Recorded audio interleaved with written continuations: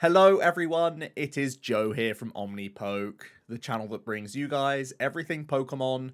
If you're looking for PTCGO codes, including the stuff from Fusion Strike, make sure you go ahead and check out the Poketown store. You can get a 5% discount on your order using that code Omnipoke.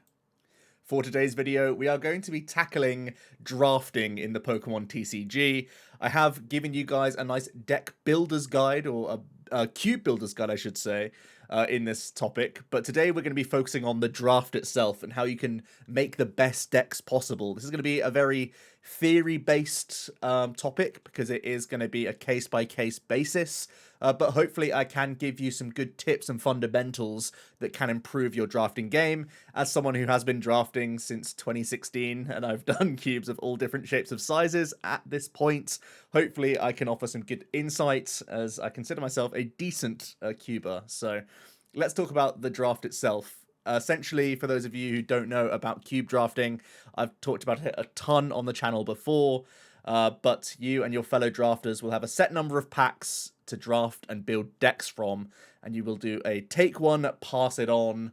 So typically there'll be a number of packs for each player. Let's say, for example, 5 packs of like 15 cards, something like that.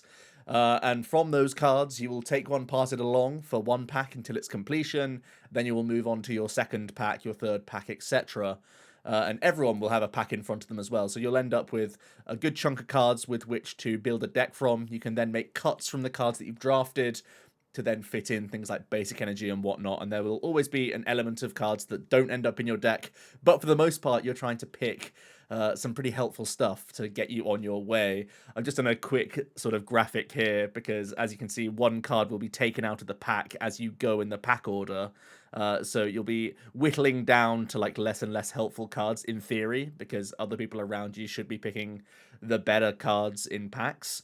But you can still find different decision trees, and this is the whole element of what makes drafting so complicated. Your initial decisions then can sometimes influence your future picks, and I think the way that you deal with this interaction specifically is what's going to make you a better or worse drafter. You can see certain decision trees, like this one in red here, where someone like sees him a champ card, then starts picking brown stuff straight away. There'll be people who are picking like just consistency cards in the opening, and then can get sort of their eye caught by certain Pokemon, and then it can move on to different things. So I'm not saying there's a right and wrong way for each of these individuals, and I may not even pick any of these decision trees personally, but these are just sort of showing you how different things can adapt. Someone in pick 3 was maybe more likely to pick the rare candy because they saw a Hydreigon earlier on than the person who saw like Yanmega, for example, or took the Yanmega for as an example. But these are all, you know, just some quick decision trees that I lined up. These aren't exactly the best things, but just giving you some insight into the fact that people will change their decisions the more information you gain this entire time. This is all about the amount of information that you use to leverage, essentially. So the general principle is that when you go into a draft, as long as the cube is pretty well balanced, you're going to be open to pretty much any strategy or archetype within the cube, because you have to let the draft sort of dictate which direction you should go in. If you're just brute forcing something because you looked at the cube beforehand, saw that fire was interesting, and like you love Infernape or something, you can't sit down at the table and be like, right, every Chimchar I see, that's coming straight into my basket. No, that's not going to come out with the best deck possible. You have to go in knowing what lines are available, and then sort of seeing what happens, see what comes your way, and make the most out of the situations that are presenting themselves to you. You're essentially going to be evaluating the helpfulness of cards against one another to make your deck, essentially.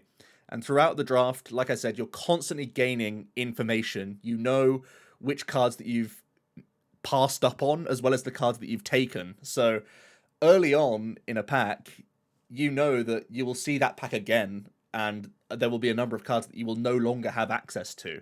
So if we go down to this situation here, the more information that you gain is going to greatly influence what your pick would be. For example, if this is your very first pack in a draft, you may be looking at some of the, consistency cards like Bridget and Oranguru, but you also may be tempted by the likes of Hydreigon and Donphan as some powerful attacking threats. Now, if it's pack 5, you may completely ignore Hydreigon and Donphan, even though they have inherent strength. They may not be useful to you because of all the other cards in your draft pool already. You may not be on Dark, you may not be on Fighting, you're just pretty much ignoring these cards, and then your search narrows towards like Bridget, How, Copycat. Even the value of Copycat and How would be different to you later on in the draft. You may have certain synergies which go alongside draw rather than shuffle effects. If you have things like Magcargo to stack the top of your deck, for example, you may value a How over a Copycat in this sort of situation. Or if you had a ton of detrimental hand effects, like you were playing Judges and Marnies in your list, you may also value Copycat less than a Bridget or something like that. If you've already picked up a ton of basic search, you may not even look at this Bridget despite it being inherently a good card. These are all things that happen, in the draft. There may even be times where you see a switch and this is the first opportunity you've got to switch, so you just have to take it, even though there could be objectively stronger cards in the pack here. It's all about what's happened in the draft previously to then inform your decision going forward. So hopefully that's clear to you now, that it's like you don't always prioritize one card above the other, if that makes sense. It's all about helpfulness. That's the best way I can describe what you're trying to pick here, because even though objectively certain cards may seem stronger than one another, the most helpful to you at the time is going to be the things that you should be looking for, I would say. So let's stick to some fundamentals of Pokemon. This is going to be true for whatever cube you're playing in, and obviously the higher power level the cube, the, I guess, more true this will be because it's a higher tempo, faster game. But in general, stick to the fundamentals of Pokemon. If you want to build a winning deck, you need to make sure it can be consistent and have a game plan that you're trying to work towards. And consistency oftentimes comes in the form of a good quantity and quality of supporter cards, as well as good searching trainer cards to get your Pokemon into play, get some extra dig into the deck, even if it is draw from trainer cards. That could be very, very helpful. No matter what deck you're playing, you need to draw cards most of the time. You're not going to be able to just draw for turn and that's going to be the only card you play that turn and you'll like maintain the situation. That's just not how Pokemon is played. You always need to be looking for your next basic, your next evolution, your next energy attachment for a turn. You need to constantly be putting the pressure on, replacing attackers that get knocked out, etc., to always have the next threat on board. That's how Pokemon essentially plays. So it's really important that you have a good base of draw in your deck. Now, of course, this could be a difference in like deck size or whatever, because not every cube will play 60 card decks, but just think about how resource hungry your deck is going to be. If you're playing a stage 2 deck, I would definitely say you want a large amount of draw power and probably some engine Pokemon to actually make sure that you're ticking over every single turn. If you're just playing a sort of lower to the ground stage 1, sort of one attachment per turn deck, more efficient, you may be able to leverage some of your draw in that instance because you need less every single turn. So it's always a moving dial in this instance, but definitely keep in mind this as you are drafting and as your deck is starting to form. And one other thing I will note is that obviously the majority of cubes is one prize gameplay, and I cannot tell you how busted consistency / engine style Pokemon are. They provide a ton of value. Just the raw amount of turns that you play in a one prize game of Pokemon compared to 2 and 3 prize games of Pokemon, it's like 5 more turns even in a high power level, and in like a low power level you could end up using your Poke Power or your ability like 10 times in a game essentially, and that is like an absurd amount of cards if you're using things like Magcargo, Make Do, Energy Draw that you can see on the screen here. All of those sorts of effects, they get such ridiculous value just for what they are. So you should always keep an eye on drawing Pokemon via abilities and this sort of thing. They are very, very strong. So basically, even though like there are tons of different strategies in cubes and different evolution lines will feel very different to play, I think there's still a lot of fundamentals that every single deck pretty much will need in some capacity. And I think these things get taken for granted right now in standard format where it doesn't quite feel that way. Again, going back to the 2 and 3 prize thing, we don't really see cards like Super Rod or Clara doing much right now. I guess Clara is getting some limelight in some specific decks, but I think in general, recovery cards are crazy, crazy good in Cube, and they should be prioritized very highly, especially in certain situations where, for example, it's a singleton cube where there's only one copy of each specific card. You may have a strategy that works around one or two key attacking Pokemon, so reloading them and putting them back into your deck is going to be a really big deal here.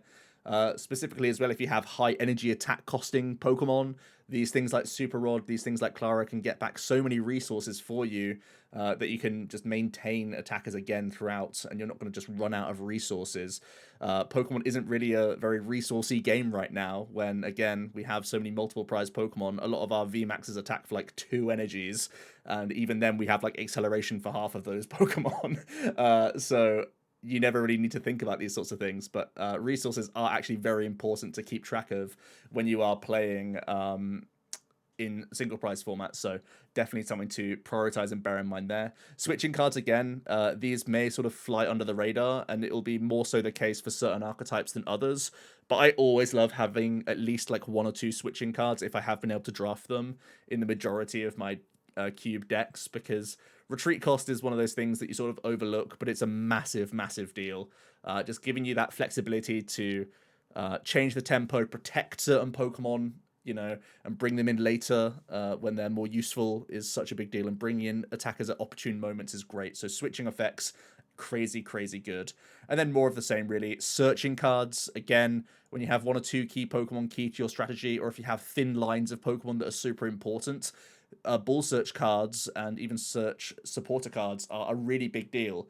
For example, if you were able to draft something like this Moshana or the Milotic, and these can generate a ton of value for you throughout the game, having as many ball search cards as possible to get this effect into play as quickly as possible is just going to mean you draw so many more cards. And these almost act as like extra copies, essentially, of the cards that you're trying to get into play when you are looking at your opening hands. You know, these get you really rolling in the game. And then just draw cards in general. Supporters are always going to be important to cycle through the deck alongside your abilities and whatever else you have, because, like I said, it's a fundamental to Pokemon to maintain hand size and just keep things going, really. And just another note, oftentimes cubes will have different turn 1 rules to standard. And in that case, sometimes these little helpful basics can be very, very good, actually. The current cube I'm running right now for the league, I'm using Sableye to like great effect just because of the turn 1 rules.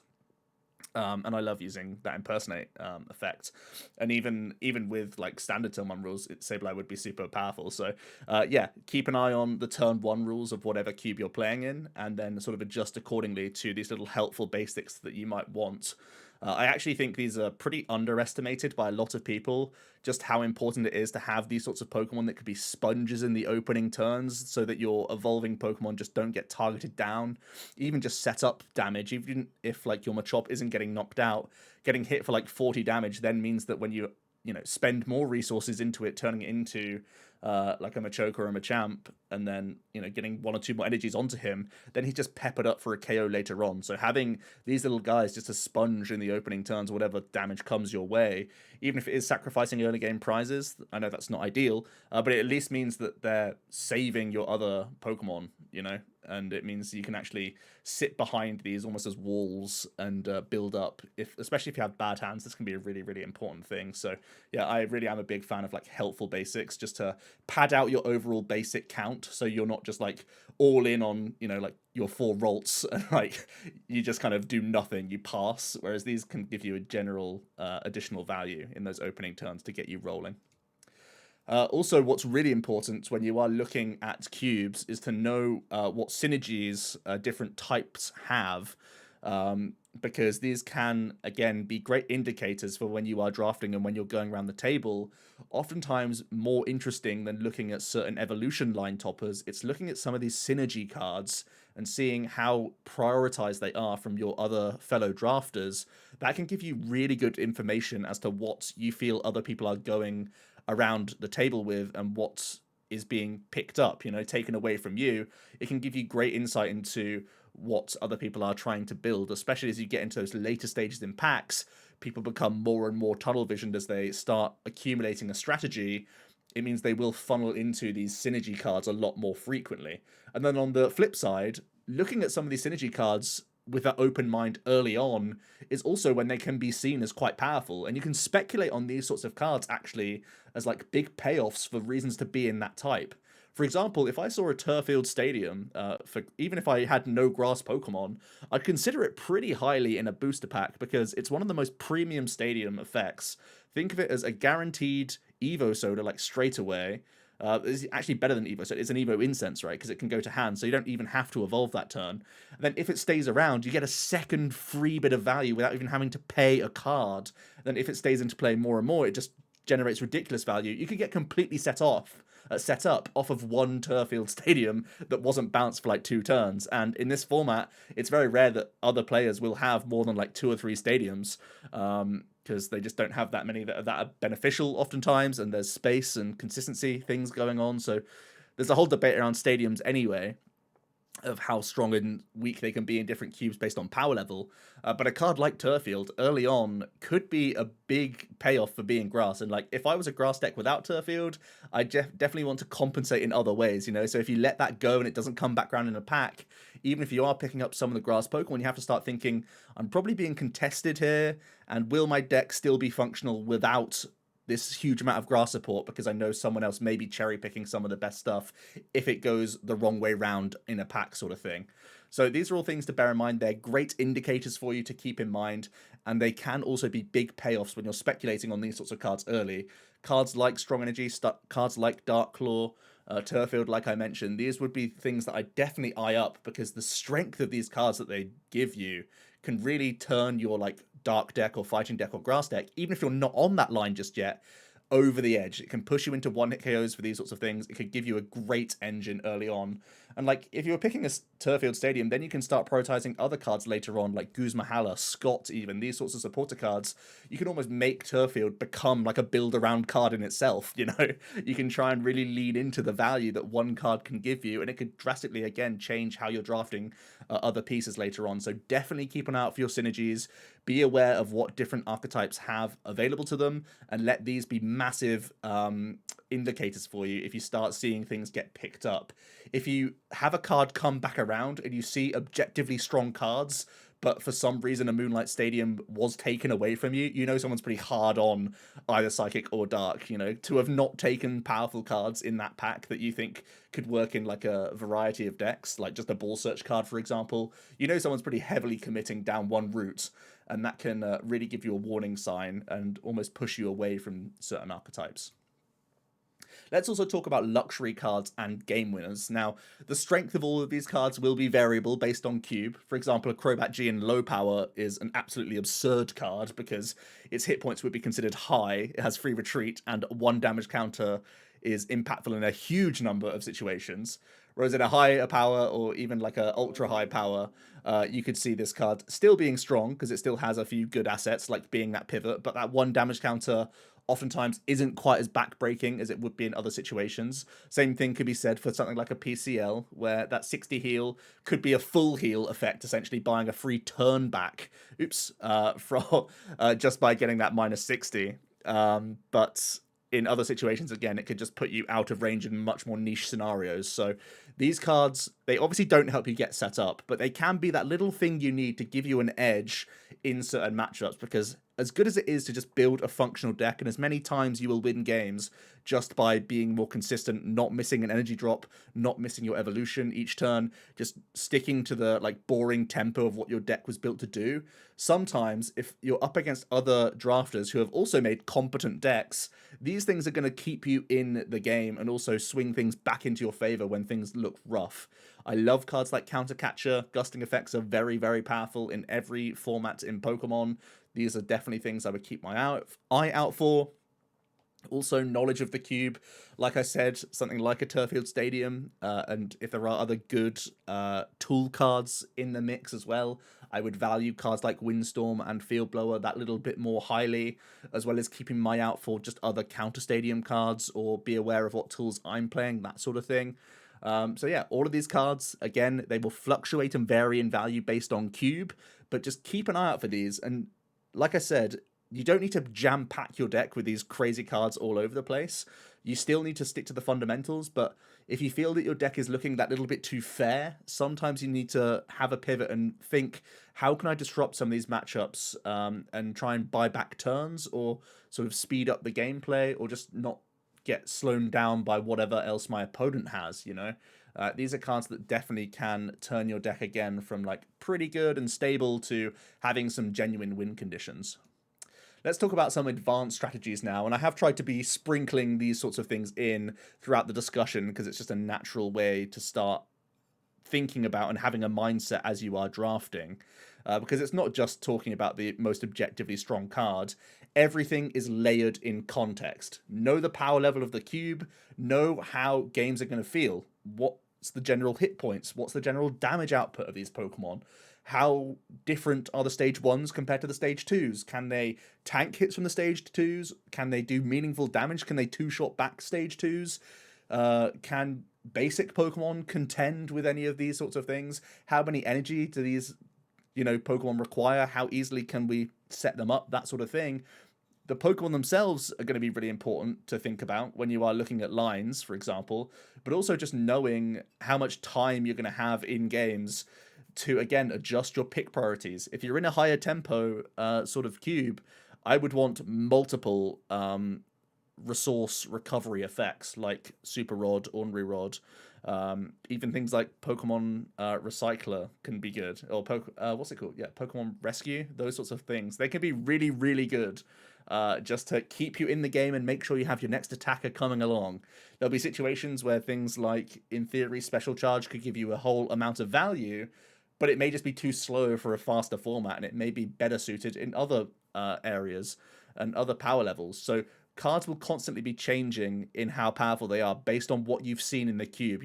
What things can abuse the sort of cards that you're looking at, and what sort of tempo are you going to have to find these certain cards.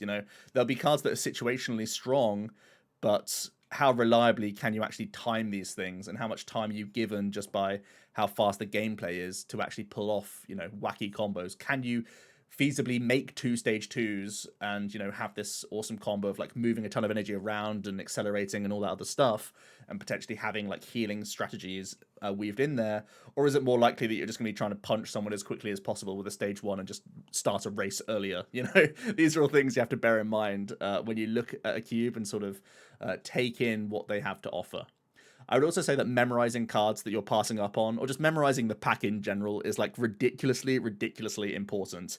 Even if you open up your first pack, you see a base set oak, and you go, well, I know what I'm taking here. Always, always, always still look thoroughly through that pack. Firstly, you don't want to let other people know that you've drawn like an excellent card from a pack, right? You want to just sort of take your time with it, look through what's going on, try and find like patterns to make mental notes of things. If you can see multiple cards of a certain type, for example, that can be a really nice indicator to see if anyone cherry picks from there. Also, what I love to do is, based on the amount of people drafting around the table, I like to make a mental note of what I would think at least like the best 5 cards of the pack are. I would say if you're drafting with like 6 to 8 people, I would easily look at like the best 5 cards in that pack. You take yours away from it, then what's the next best 5, and what's likely to actually make it back through to you? What are you going to be seeing again? Because those sorts of things can again be as influential as the card that you picked. You may see that you could get a nice opportunity to not get yourself like a random basic, like a Feebas or like a Porygon or something, and it means that as more packs come through, you can take on Milotic knowing that you're going to get past a random Feebas as like the last 3 cards in a pack like pretty frequently, so you don't have to stress out about that sort of thing. Because the way you can wheel cards is like super, super important, I think, because oftentimes you can get yourself cards that are useful for you even on those later picks based on what other people are trying to build. Obviously, as that happens later on in the draft, that should become more clear to you.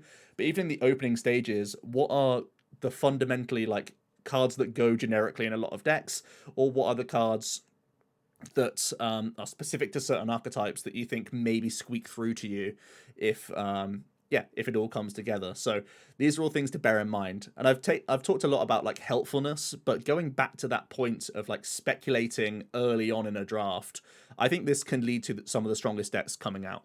But what I would say is, just because you picked that again, I'm going to use the random Turfield Stadium thing. It sounds like I'm gushing about one stadium card, but let's say I just randomly like pack or like pick 5, for example. I take a Turfield because I think it's one of the stronger cards in the pack.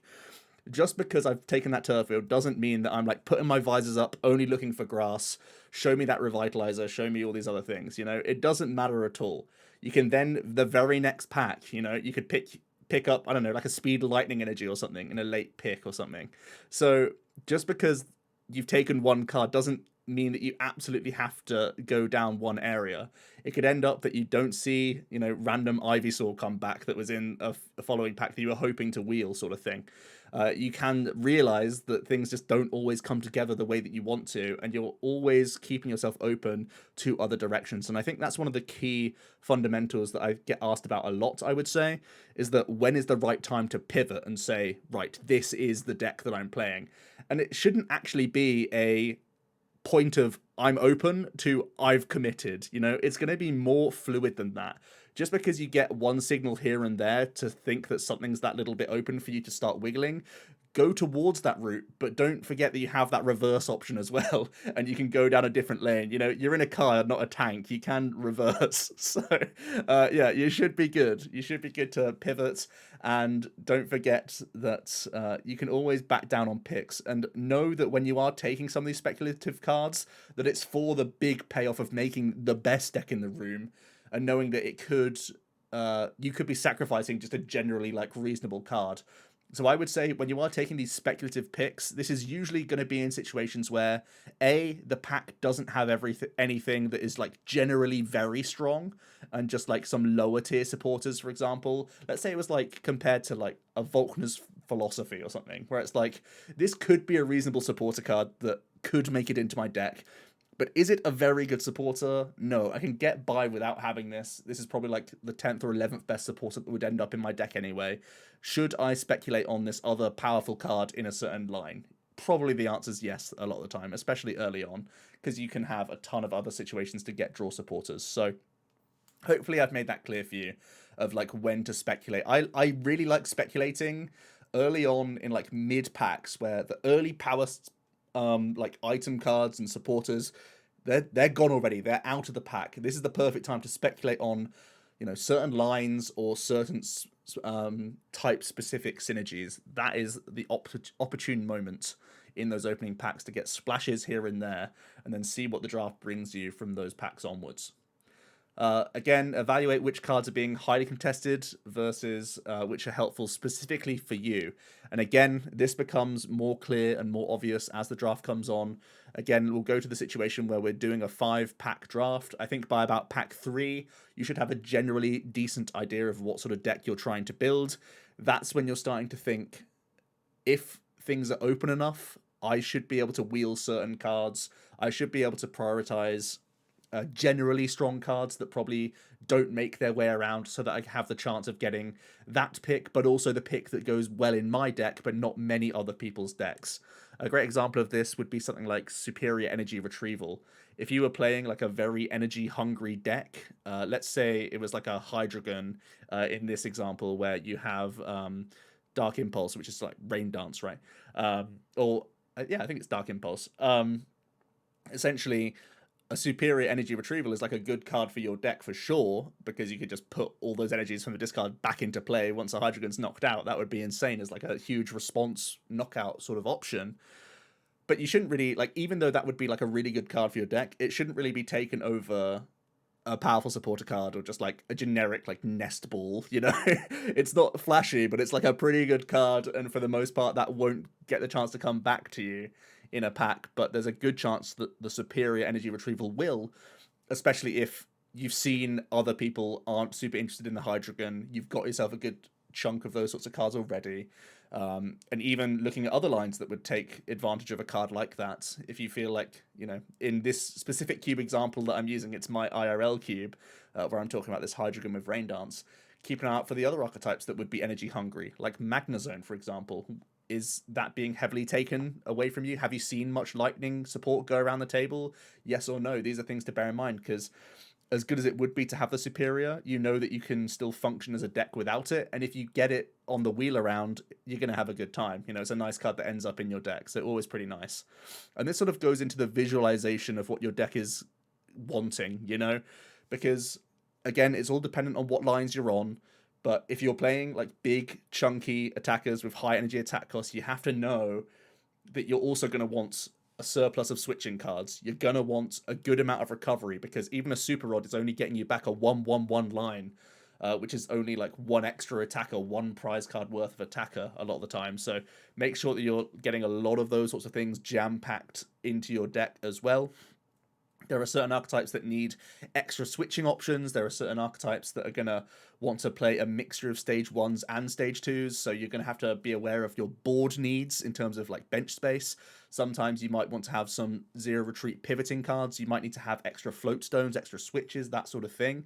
If you have activations that work exactly on the bench, for example, if you were using like an electric, let's say, and it can only power up the bench, you're going to want to make sure that you're keeping an eye out for extra switch trainer cards and just tools that give you that freedom of movement. These are all going to be super important to make the most out of your abilities or what makes your deck the strongest, you know?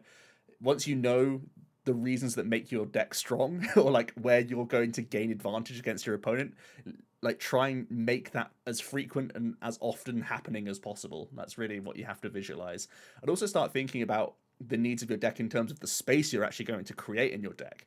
Because at that same time, you may be thinking about all these cool cards that are coming along, and it's like, ooh, what if this big charm could go into my deck? That would be great. And then you start thinking, wait, I'm actually a Hydreigon. I already have like a ton of hit points. I'm probably tanking most attacks. And at that same time, all of my energy attack costs are like 3 or 4. So as much space as I basically should only be thinking about putting a ton of energy cards into my deck, then recovery, then consistency. Like those are the only spaces I have available for me. I can't add these like cute flexible cards. I mean, maybe Big Charm's a bad example because it's a good enough card that maybe still does make the grade. But always sort of be strict with yourself and actually think, would I play this card in my deck? Will I have the space if I'm playing like even if you're going Exodia mode where you're trying to have multiple stage 2s coming online and lots of abilities and lots of draw and this, that, and the other, think very critically about how much space this is taking as you're as you're drafting. Think about how the deck is going to be constructed. Again, this is going to be more so the thing to bear in mind in the later packs, but it really should drive you away to away from some flashy cards that ultimately don't make it into your deck. I've seen this so many times where someone priority picks like a card that should generically be seen as powerful, but then actually doesn't even make it into their list because they've had to chop it away just for like extra energy cards. You know, those are all things that are traps that people can fall into. And the final note I will say is that there may be just certain packs that do nothing for you, and you can't really do much about that. It's RNG, obviously. But this could be an opportunity for you to do a couple of things. Either speculate again and give yourself some backdoor opportunities into certain lines, or you can look at what you think is objectively the strongest card, even though none of these help you, and just take it away from someone else, especially if it's a bad matchup for you in the field. If you know you're drafting a lightning deck, why not take away the best fighting card in the pack? You know, that could be something that is an option for you. What I will say is you still generally should be taking cards that keep you flexible and keep you consistent and all that stuff, but there will every now and then be an opportunity for you to remove certain cards, even cards that you don't want to play against. You know, if there's some random hand disruption card that you're just worried about specifically for your deck, maybe that's just worth taking out the draft pool so no one can use it against you. Sometimes it's simply worth the pick compared to the other cards in the pack. But what I will say is just like hate drafting in general isn't like going to make your deck any stronger. So try and limit this to situations where you know there's not many other cards in the pack that actually makes your deck or keeps you open enough to pivot elsewhere. So it's a very niche situation, but hate drafting is something that you can do in certain spots. So let's try and apply our skills now to a couple pack one pick ones. And like I said, context drives the draft way further. And in theory, the decisions are easier for you, but at the same time, like your priorities are again shifting. You can end up like crossing cards off your list essentially as you go further through the draft as to ones that are not useful. But early on, you have to, again, keep your wits about you, keep every option open. So we're talking objectively about cards here. And again, I'm going to go back to context. If you want to check out the cube that we're looking at here, the packs from the cube that we're looking at, it's my IRL cube. It's on Cube Koga. I'll link it in the description. So whatever I talk about should be riddled with context there if you just want to look over that cube and see what's powerful. But I will be talking generally about what's strong here and what's not. So all of these packs are individual of each other. Let's not pretend that like we see this pack, then this pack, then this pack, then this pack. They're all going to be pack one, pick one scenarios, and we'll talk about what I would be looking at straight away. So on the top line here, straight away, I think we can look at some standout cards. I think there is Lapras, which is essentially Tapu Lele, or I guess Luminion V, I guess you could say now. It just searches out a supporter card for you when you put it into play. That's a fantastic coming into play effect.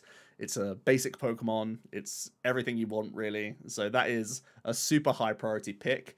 And what I love about a card like Lapras this early in the draft is it means you can prioritize Bull Search like a ton more going ahead and then let the Lapras do the work for you, commit down that line, and then you can only end up picking up like one copy of Collector, one copy of some other situational supporters, like some hand disruption supporters. It means you don't need a high density of these. You can actually go for like a variety package of supporters, knowing that you could use Lapras to use it in the right situation. So that's a really nice card, and I think that's pretty much an easy first pick. But there are some other things to bear in mind here, and some other sort of more rogue options that I think are interesting. Certainly Empoleon stands out. Now, my cube has a ton of draw in most of the evolution lines, but regardless, Empoleon is still strong as a stage 2. I can see him coming into play and just having like a splash of a couple water energy, because his attack cost is just 1, so he's very efficient, does good damage output for 1 attachment. So just taking Empoleon doesn't mean you're locked into water by any means, even though this is a great start if you are just trying to see more Empoleon cards. And the kicker is there's also a Prinplup in the pack, and it's probably going to come back to you because it's early on, and there are some other powerful cards here. I feel like Prinplup isn't the strongest, or like the 7th strongest card in this pack even, so it could get you really nicely on your way to get the Empoleon and the Prinplup, and that gives you real peace of mind knowing that you just establish a 1-1-1 line early, and then if more Empoleon comes around the corner, so be it. If not, you've still got a 1-1-1 line that makes it into your deck and is powerful. So I could definitely see Empoleon being a very solid pick here as well.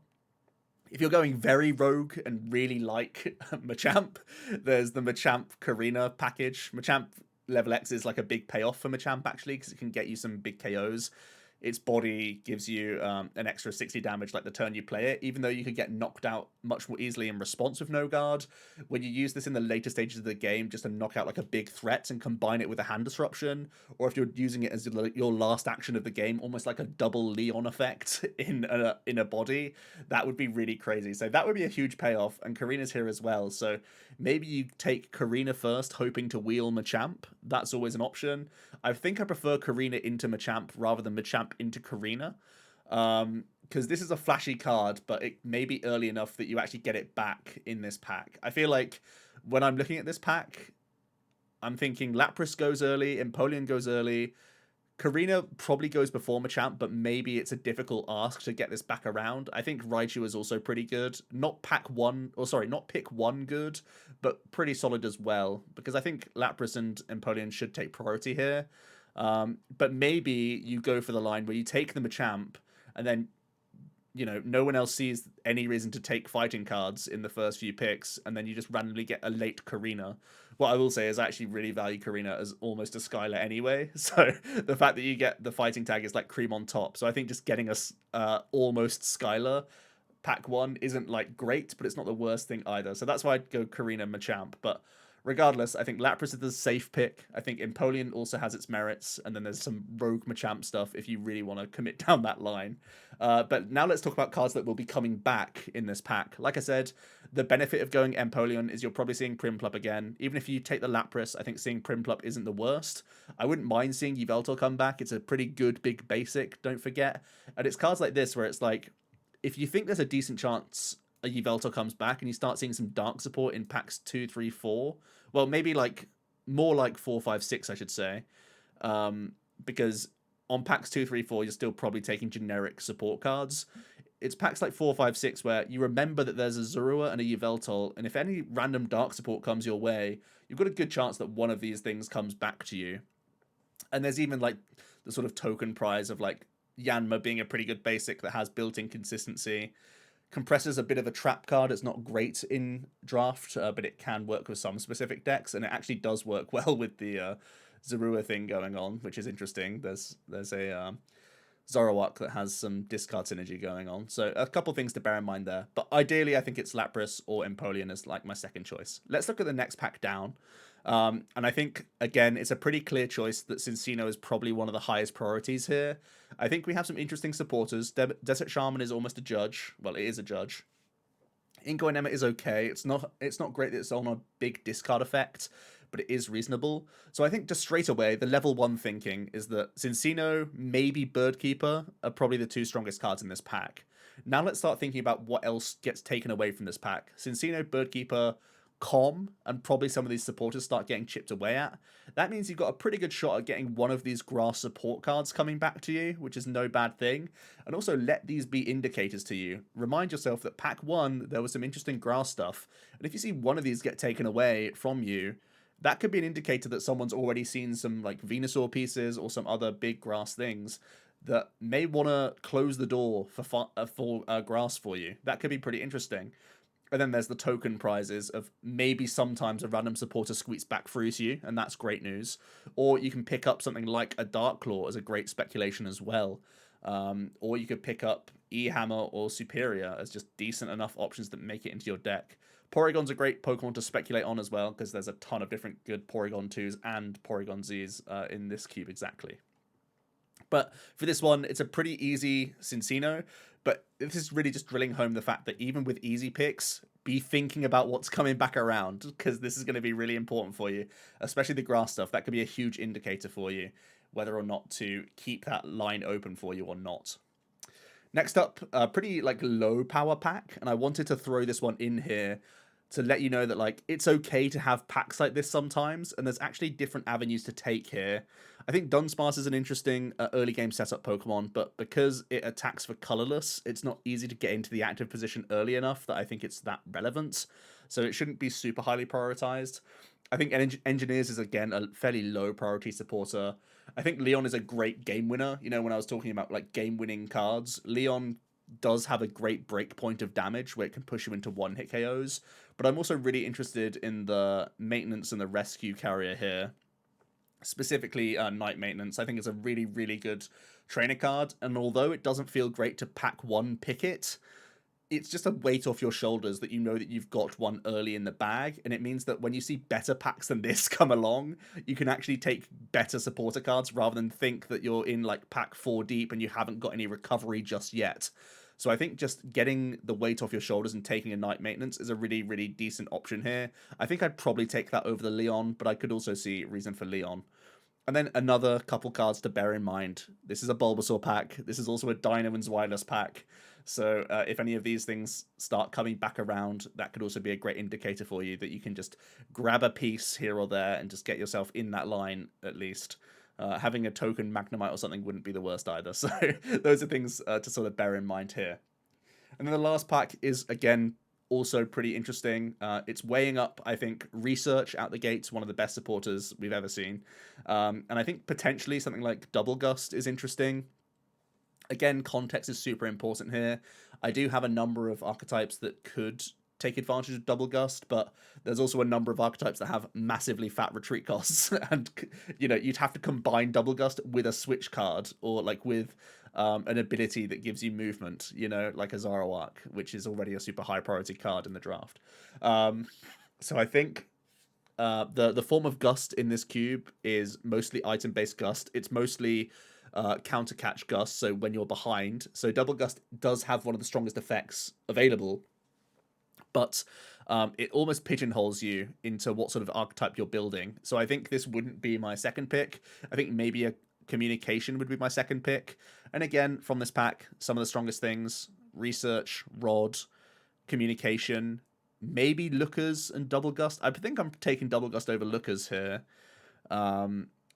But the good thing to note is if you take the research straight away, there's a backdoor opportunity for you to actually get a Pokemon reversal back, which still gets you, gets your foot in the door for at least having some Gust potentially in your deck. And again, there's some nice token fighting Pokemon in here as well. You got a good chance of getting at least one of these back. So if some fighting comes in the following packs, maybe that's open for you. Zoroark probably doesn't make it back around to you if it's an 8-person draft. Maybe Timeable, but I would expect that to go before it gets back around to you. So really it's like you take that research, you keep your eyes peeled for any Ralts, Feebas, or Fampi synergies, and just know that Floatzel's a sweet card as well. So yeah, hopefully applying the knowledge there for these random pack one pick ones was helpful, because like I said, there's that level 1 thinking of what's the best card in the pack for me in this moment, and obviously early on you have like no information whatsoever, so you're basically picking objectively strong cards. Then you have that second layer of what could I reasonably get back for myself, and then you have that third layer of what's no longer going to be available for me, or what's less likely, what are people speculating on right now in terms of their types. And it is all speculation early on from most people, so don't think like a random Tropius gets taken away and now grass is locked off from you. Maybe if both grass pieces get taken away, you think, okay, grass is someone here is grass and someone else is speculating and doesn't know yet. So these can be great indicators. Same thing when there's a double up on certain types, and with Pokemon it's kind of hard to tell, but I think with these sorts of things it's a little bit easier to tell.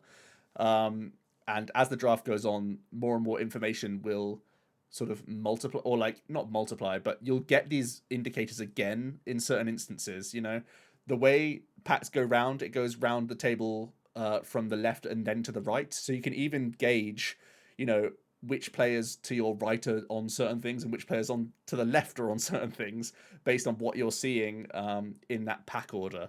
I think that takes a lot of skill, and you almost have to think of it as like when you enter your second pack, it's almost like you're doing the draft again for the first time, because the priorities of the people to your right are different from the left. So the people on the left would have taken generically good cards for like the first 3 or 4 packs, and then their synergy cards and their speculations.